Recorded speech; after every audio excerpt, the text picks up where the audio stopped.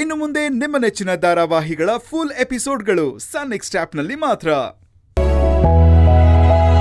ಹಾಗೆ ಇನ್ನೊಂದು ಕೆಲಸ ಮಾಡಿ, ಬೆಳಗ್ಗೆ ಎದ್ದ ತಕ್ಷಣ ಮಜ್ಜಿಗೆಗೆ ಹಿಂಗ್ ಹಾಕೊಂಡು ಕುಡೀರಿ, ಹೊಟ್ಟೆ ಎಲ್ಲ ಕ್ಲೀನ್ ಆಗುತ್ತೆ. ನಮ್ಮಮ್ಮ ನನ್ಗೆ ಹೀಗೆ ಮಾಡ್ತಿದ್ದಿದ್ದು. ಆಮೇಲೆ ವಾರಕ್ಕೆ 2 ಸತಿ ತಲೆಗೆ ಹರಳೆಣ್ಣೆ ಹಾಕೊಳ್ಳಿ. ಕೆಲವೊಂದ್ ಸರ್ತಿ ಓವರ್ ಹೀಟ್ ಆದ್ರೂ ಸ್ಟಮಕ್ ಇನ್ಫೆಕ್ಷನ್ ಆಗತ್ತಂತೆ.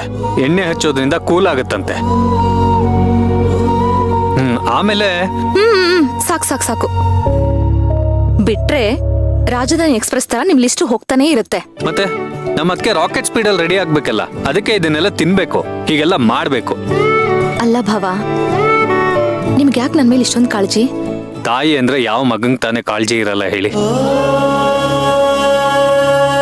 ನಾನ್ ನಿಮ್ಮನ್ನ ಅಮ್ಮ ಅಂತ ಅನ್ಕೊಂಡಿದೀನಿ. ಅದಕ್ಕೆ ಅಂದ್ಮೇಲೆ ನಾನ್ ನಿಮಗ್ ಮಗನ್ಗೆ ತಾಯಿ ಮೇಲೆ ಇಷ್ಟು ಕಾಳಜಿ ಇರಲ್ವಾ? ಕಾಳಜಿ ಬರೀ ನಿಮಗ್ ಮಾತ್ರ ಅಲ್ಲ, ನನಗೂ ಇರತ್ತೆ. ನೀವೇನಾದ್ರೂ ಹೇಳಿದ ಮಾತು ಕೇಳಲಿಲ್ಲ ಅಂದ್ರೆ ಕಿವಿ ಹಿಂಡಿ ಬುದ್ಧಿ ಹೇಳ್ಬೇಕಾಗತ್ತೆ. ಆ ಹಕ್ಕು ನಿಮ್ಗಿದೆ. ಅದಕ್ಕೆ ಈ ಮನೇಲಿ ಬೇರೆ ಯಾರಿಗೂ ಇಲ್ಲ. ನೀವು ಮಾತ್ರ ನನ್ನನ್ನು ದಂಡಿಸ್ಬೋದು.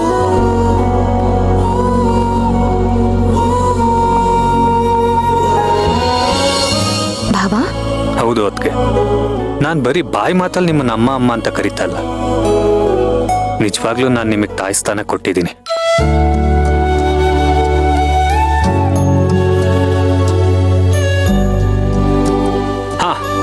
ಮುಂದೆ ನಿಮ್ಗೆ ಮಗು ಹುಟ್ಟಿದ್ರೆ ಅದು ನಿಮ್ಗೆ 2ನೇ ಮಗು ಆಗಿರುತ್ತೆ.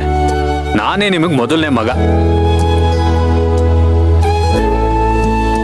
ಸೇವಂತಿ, ಆ ಭಗವಂತಂಗೆ ಗೊತ್ತು ನಿನಗೆ ಈ ಜನ್ಮದಲ್ಲಿ ಮಗು ಆಗಲ್ಲ ಅಂತ. ಅದಕ್ಕೆ ಕರ್ಣನಂತ ಮಗನ ಕೊಟ್ಟಿದ್ದಾನೆ.